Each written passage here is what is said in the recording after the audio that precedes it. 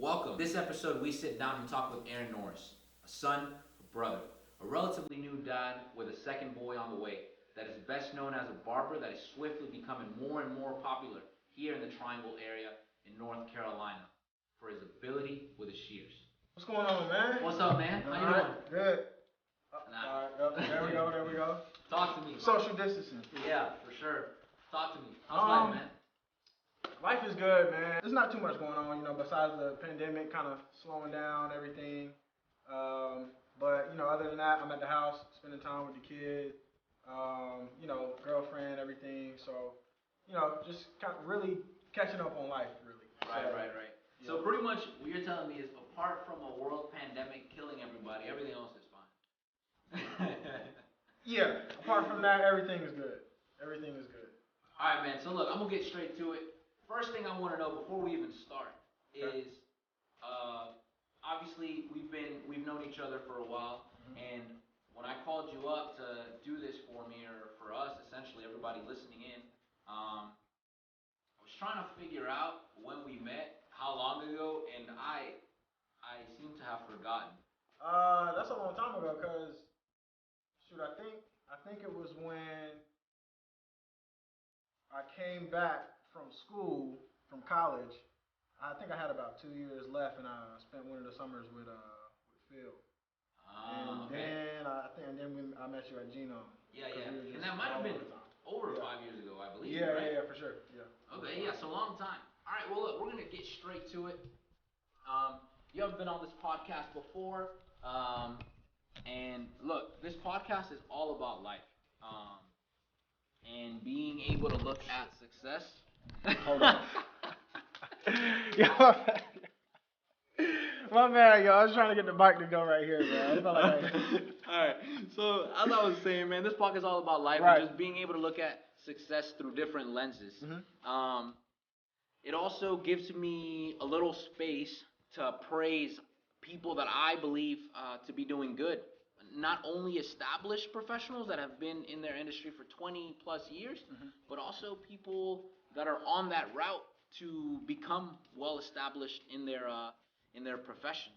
As I said on the phone to you when I asked you to come on, and obviously you accepted, you're here, and I'm grateful for that. I think that you are on that same train towards success, towards a very favorable outcome. And that's what this whole podcast is about. And I think although the success torch is given to all of us, if we can look at it that way, the success torch is given to us at birth. Not many people carry it through the finish line. And that's very unfortunate. But I think that if we just take a step back and look, we could see that the only variable that is changing here is not the torch that is being handed to us, but the person that's carrying it, the person that's taking those steps to cross that line. And obviously, I think you're one of the people that is heading in that direction. And hopefully we can learn from you today a couple of things and just learn how it is that you were able to get that ticket to get on that train that is heading the proper route. But before we start, for everyone that doesn't know my man Norris, as we like to call him, let's get some background information about you. All right. Just so people kind of know who you are, and go ahead. All right, so I am from Pinehurst, North Carolina. It's probably about an hour 30 minutes away from here, Raleigh, North Carolina. Went to private school out in Sanford, North Carolina. And that's pretty much where I started playing soccer. And just from there, I was grasping the concept of everything. I was good, scored a lot of goals, blah blah blah.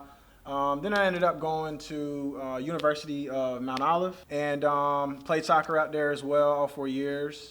Studied graphic design, minored in marketing, and after I graduated, just got into the coaching business. And throughout all that, I was always cutting hair, so it was just something I did. Right. And thankfully, you play soccer because, or football. I say football, you say soccer. Yeah. Because that's obviously the way we met. Right. Through a mutual friend that brought you over to play soccer or football. and that's how we met. Family, how old are you? 27 years old, 27 years young. Yeah, 2 kids. Well, one on the way. Both boys, right? Yeah, both boys. Both boys. Let's see. I got 2 sisters, 1 brother. Both parents happy and healthy. Let's see. I got a pretty big family on my dad's side. Which you visit a lot, I feel like. Yeah. Like you're a family-oriented anytime I get a chance. individual. Yeah. Yeah. Anytime I get a chance. My mom's side is the side that we're super close with. Right. So we drive out every holiday. We kind of just all visit each other, hang out, blah blah blah. So. Yeah, Yep. that's what's up, man. Let's get to it. Look, Yeah. so essentially, you're known around the Triangle area, which for the people that don't know and are listening in from different parts of the nation, we are in Raleigh, North Carolina, and essentially it's like 3 cities around here that are known as the Triangle, and so we just say the Triangle, and that just involves everybody kind of around here.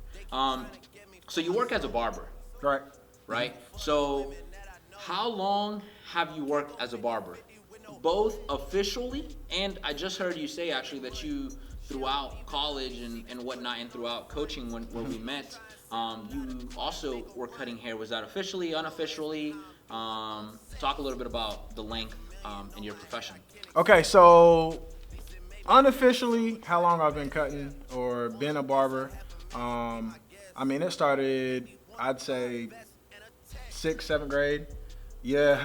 My mom, she was always giving me bald heads and stuff. So whenever I went to school, I had my friends come up to me, Aaron, what up, Aaron? Pow! Just smack me in the back of the head, man. That junk got old. But yeah. So like, I always been around clippers. She took me to a couple barbershops. I had to learn, blah blah blah. Messed myself up a couple times, but that was the process. And but yeah, pretty much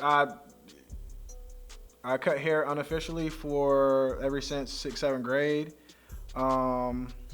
So I probably have to say like, I want to say like 10 years probably. At least. Yeah. And officially, because now you have a license and whatnot to do this, right? So officially, I've been on the map for about a year, 2 years. So I started school. So the whole deal is you go to school for a year. You have to complete your hours, 1528 hours. After you finish school, then state board, pass that exam, and then you go in the field or you do your permission to work at a actual barbershop location. Okay. So once you do that, then you work for a year under your apprenticeship license. So. And that's I recently just passed my my time for the apprenticeship. So right now I'm kind of waiting for the whole coronavirus and everything to get over with, so that the state board can open back up, and I can go in and register for my test, for my final test. Right. Mm-hmm. Well, congratulations on that. Appreciate it, man. Appreciate it. How hard you think this whole process, at least the official part of it, hard process, not too hard? For you, obviously you can't really speak for anybody else, but for you, you think it was hard for you, or? All right, so I will say this, going through barber school, my experience was actually pretty easy. So like I have my family, we have a background in hair. My brother's a cosmetologist. My mom, she did cosmetology. So I just happened to be the one to pick up the clippers. But anyway, that being said, kind of had a knack for doing hair and stuff like that. So going to barber school, I already had the previous skills. And where I kind of fine-tuned those skills, or where I got those skills from, was actually practicing on myself and then getting to college. So all 4 years in college, I was actually cutting teammates, people off of other teams, students. Right. It even got to the point where I was cutting a few teachers and stuff, coaches and stuff. For better grades. No. Yeah, probably. Nah, but yeah. So just cutting a lot of people, and different hair, different types of hair, different textures, stuff like that. That's actually where I developed my skill with the shears. Oh, okay. So yeah, that's my thing. So Okay, Shearperfection. So right. Which we're gonna. That brings me to my next subject, because obviously a lot of people are barbers. I know, like at least I don't know in other states, but every state I've gone to, at least that football has taken me to play or whatnot, you always have to find a barber, right? And I feel like there's a barber in every corner. So what do you, and especially here, I feel like there's barbers everywhere. And I talk to a lot of people, and everybody seems to have another barber. There seems to be a new barber around the corner every week. So how do you differentiate yourself, or how do you stand out from the rest? Why has there been a lot of traffic to you within the last year in such an intense manner that other people aren't getting? What do you think makes you different or better? I mean, a few things make me a little bit different, right? So starting with the first one, I would say the shears. Not a lot of people use the shears, okay? And let's be honest, okay? I'm black, man. I'm black. So whenever somebody that has straight hair walks in and they're like, hey, can you cut my hair? Boom, I'm slicing and dicing with the clippers. All of a sudden, I pull the shears out. Boom, cutting with the shears. They're like, oh, shit. You know what I mean? Like, what I mean? Right. So It's different. It's different. So that right there alone, man, using the shears, everybody's just like, oh, snap. Like, he can use the shears. That's pretty much unspoken. People don't say it. But it's one of those unspoken things, really, man. But like I said, that's where I kind of fine-tuned that skill was in college when I was cutting teammates from overseas, Brazil, Europe, those places. You know what I mean? Right. So yeah, I just had a lot of practice with it, man, and it just became my thing. The second part to answer that question would be a lot of the marketing and video work that I do and put into my stuff. So it's like whenever somebody gets a haircut, right? Whenever you get a haircut, right? Let's say this. That's when you jump on Snapchat, Instagram, Facebook the most, right? Showing, talking, being all smooth. Hey, what's good, yo? Right, you know what I mean? Right. Because you feel good. The cut makes you feel good. Everything. So, and it's like that's what putting that element, that camera in front of you, that video in front of you, the lights on you. That's what kind of gives you that feeling like you in Hollywood, you know what I mean? So it's like, all right, I'm fresh, I'm ready for prime time, let's get it, you know what I mean? Right. Plus, so, I think it also brings a different element in the sense that when you go to a new barber, you're kind of like trying it out, but you do a lot of the marketing stuff, and I think a lot of the people that come to you could see a whole bunch of different stuff on your social media, and they're like, oh, this is what I'm going to go get I'm going to go get a cut. I look pretty similar to this guy that he posted, and I want a similar haircut, so I know that he can do it, and this is the process that he is going to go through to make me look that way, to make me look fly, for instance. And a lot of the times, you don't have that. You're kind of going into like a blind date, you could say, with a barber, and you're just hoping that they're good and that your friend recommended you and that the guy is good, but you actually put your work out there, and are able to see that. So tying into that, we're going to go into your social media, because you're talking about the shears, you're talking about the social media, the marketing aspect that you bring to the table that maybe other barbers don't. How do people follow you on social media? Are you on social media? Yeah, so I run a YouTube, Instagram, Facebook. I post stuff on there, but not so much. I just link it to my Instagram. But I run those 3 pages. What's the name on it? How can people follow you? @_Shearperfection. Okay. Yep, that would be my Instagram tag, and then for YouTube, it's just Shearperfection. Okay. Okay. How'd you come up with that name? Is it because you're good with the shears, or? Yeah. So I had a couple different names while I was still in college. Okay. And this is just me playing around with stuff. Being a graphic design major and everything, I didn't know I wanted to cut hair or anything like that. But I would just come up with stuff like I had one called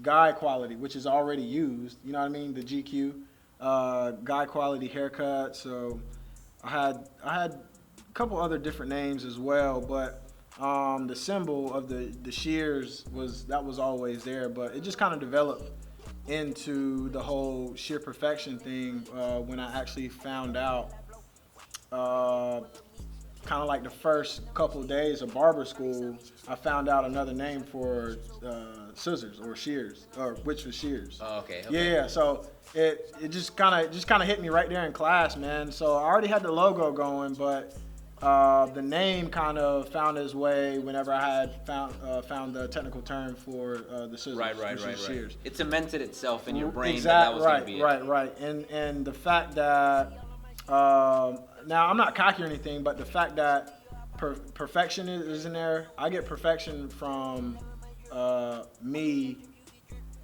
wanting my haircuts to look perfect for my clients. You know what I'm saying? Right. And perfection is what I try to aim for almost every single time. You know what I mean? Right. So that's where I get perfection from. It's not a thing where it's like, sheer perfection. I'm perfect. It's not that. It's one of those things where it's like I'm gonna try and get it perfect. Like that's my work ethic. I want it to be perfect just for my satisfaction. So Shearperfection.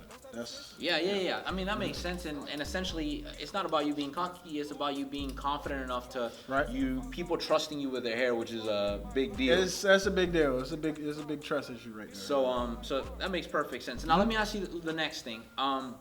Have you ever been sponsored by anyone, or has like a certain brand? Is anyone endorsing you? I guess I should say. Yeah. So I'm actually endorsed by two hair product companies. Okay. So the first one that I was ever endorsed by was Cremo Company. Okay. Yep. So I one day got their products, got one of the products, started using it, posting it, putting it in my videos and stuff. And about, I want to say 6 months into school, that's kind of when I had the, not confrontation, but that's kind of when I had the call up. The call up, yeah, I guess you could say. That's when I had the call up from them. So it was the fact that, I was putting out videos every day while in barber school. Consistency, that's key. Yeah, consistency, yeah, for sure. But so yeah, that was the first one, Cremo Company. By the way, if y'all check Cremo Company out, I have a barber discount code for their website if you see any of their products that you like that I have on my page. That being said, that'll bring me to the next one, which is Mr. Pompadour. I just got kind of like signed with them. So that was probably about maybe 3-4 months ago.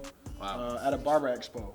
So the craziest thing, man, I didn't want to do the barber expo, and the only way I was going to do the barber expo was if the client that I had, if they were available and if they could come at a certain time.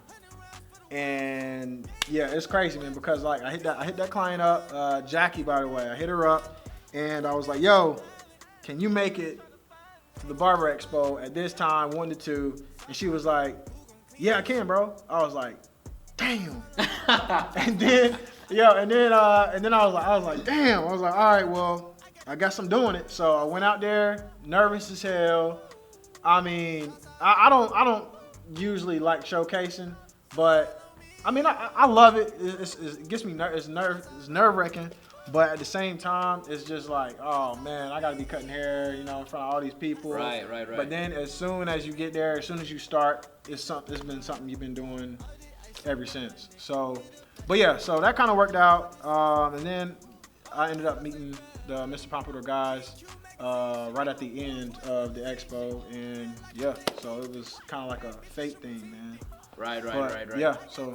But because of the marketing, all of that's getting you to these places. So yes, sir. All the marketing that is going on, I will put it on the video description. So you guys, if you don't know how to write Shearperfection, we'll put that on there. You guys can follow him through all the platforms that he just stated that he has social media with. Now, let's get. So it all sounds cool, right? Like you're getting endorsed, you're going through school, you're graduating, but the reality is that when you are trying to be successful, that it doesn't always happen that way where you just like become successful, or at least not at the beginning. So in this profession specifically, what do you think are reasons what are reasons that people fail out of this profession or get out of it or lose interest or something like that? I'd say a reason that people might fail or lose interest is because, you know, what you see on Instagram is not as it doesn't portray what happens in the barbershop. Okay. It portrays a certain aspect of the barbershop, but not the grinding, staying there late hours, cutting clients you don't want to cut, cutting clients that, you know what I mean? That, Right. You know, so it doesn't show, you know, your clippers all over the place, you know, neck duster and stuff all over the place because, you know, you literally are having to cut almost nonstop, and next person's walking through the door, you got to greet them, talk to them, and, you know, while you're also getting done with the, you know, task at hand. Right. And I think that's what it is, man. Like, a lot of people see the Instagram stuff and like, yo, I want to do that. But when it's time to get in the shop and, you know, you got 20 people waiting on you and you got to rush, get them out the door looking halfway decent, then it's like, well, damn, you know, I don't want to do that shit no more. You know what I mean? I don't want to do it no more. Right. Standing up all day, feet hurt, back hurt. I know the first month I got out of school, and I'm blessed to have a clientele, you know, at all times, you know, wherever I went, wherever I've been. But standing up all day, just cutting client after client, walking in the door. I mean, yo, first month, bro, my feet, back, eyes, done. Every time I got home at the end of the day, I couldn't wait to hit that couch. I couldn't wait to hit the bed, bro. I'm not even playing. Right. And that's kind of what separates people from not wanting to be barbers. It's kind of like what you're saying. Kind of like in a movie, you don't see all the people that went to cast for a specific role. You see like the actual last two. You see the final product of a movie, which is the last 2 hours. You don't see all the bloopers, you don't see all the mistakes, all the scenes that they had to redo over and over again, over months, sometimes a year maybe, if it's a big film. So that makes perfect sense. Now, with that being said, and you've already done it, you've completed it, and again, you are on that way to greatness because I guess it's something, if you're on your way to greatness, you're almost always chasing it, right? And that's how you stay on your feet, stay live, make sure that other people aren't catching up, and you're just trying to become great for yourself, not anybody else. But with that being said, you're on the correct path. Is there anything that you, knowing all this information, that you would have done different or that you would have changed throughout this path? And if so, what would it have been? What would you have liked to know at the beginning or at any stage of this whole process that you've been through?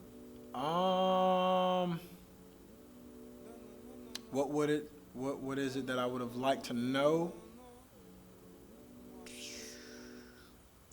That's a good question. That's a good question. Let's see.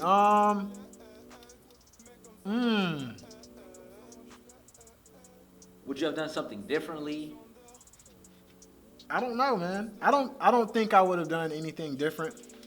And I'll say, and here's why. I went through college, got a degree. While I was going through college, I was cutting hair. That's where I was making all my mistakes at, was in college. So when I graduated and then went to barber school, I was already pretty much... You had practice, a lot of practice. I already had practice. So going into barber school, I already had a clientele from college of people that moved, to Raleigh, and then people that are still in the Mount Olive area, maybe driving out to come get a haircut every once in a while. So I always had a clientele, and then at the same time, the skill, like I said, like it allowed me to be at a higher position than everyone else, kind of starting out. So So you wouldn't change anything. I You I like don't where you're know. at now, so you Yeah, like the whole process that you had yeah, to go through. yeah. I think that everything that I've kind of been through and done has kind of shaped me to get to this point. You Right. see what I'm saying? Right. Like having my first kid while I was still in barber school. That was That was nerve wracking, bro. Nerve wracking. I didn't know how I was gonna pay for stuff. I didn't know how I was gonna do this. But after it just kind of settled in, I don't know what happened, but it just kind of everything just kind of went into fourth gear, man. Like I hit the ground running even faster because I knew I had a kid on the way, so it just made me work even harder to be able to provide and stuff like that. So I mean the way everything happened, I don't know if I would change it, man. Right. And Yeah. I think as a whole, you've had pretty good support. Yeah. Right. Like Yeah, you gotta, for sure. like especially from your family. So Yeah. the closest one to you, as we were talking about, like how close you are to your mother's side. It's a very good support system, whether it is just to take care of your kids, so you can go take an exam, or whatever the case may be. So I think that's something that everybody that I've met that has become successful has just support, even if it's not from family, it's from somebody. You have Right. a whole bunch of support. So the $1 million question now is, with everything that we've talked about, to kind of come to an end with this big circle, where do you see yourself 5 years from now or 10 years from now? 5 years from now, 10 years from now, I probably see myself owning a barbershop slash salon type deal. And I say that because, that's something that I want to continue doing. You know what I mean? Right. Whether or not if I'm traveling or what, but I do want to have a spot that is established out here in Raleigh. To try to put Raleigh on the map, pretty much. But I do want to have that spot because, at the end of the day, that's pretty much the ultimate goal for any barber or entrepreneur who's trying to pursue something, is to have their own tangible business. You know what I mean? Right. So yeah, that's one of the things that you'll probably see in the next 5 to 10 years. Do you see yourself cutting hair for a while though, even if you own one of those, or do you just see yourself kind of like going into the management side of it? You own a salon slash barbershop, but stepping away from it. Which one do you see? Do you see yourself? Yeah, I see myself kind of doing both, to be honest. Okay. Maybe stepping away for a little bit, just because of the whole family situation. Just being with my family, and then whenever I want to, then I'm coming in and I'm going to work. You know what I mean? Right. Just to Makes kind sense. of continue putting out content, because I love cutting hair. A, B, I love creating my own content and just putting it out there for everybody to see. So I definitely always want to do that. And I would say another 5 to 10, you'll probably see a production type thing, production kind of company build up on the side. So, because I do videography and stuff like that, so kind of helping everybody else put out content and stuff like that. So. Right. Yeah. Well, if of my closer friends, I could tell you right here, and for everybody that is listening and or watching this, you're definitely at least on the right path. And I thank you so much for being here. Yeah, man. Thank you for coming in today. I wish you nothing but the best from the beginning. Yes, sir. And to all of you listening, thank you for tuning in to the Noetic Post, where the path to greatness for you all could simply be one audio frequency or one video stream away. Sheesh. I need that walk. Ooh, I like them.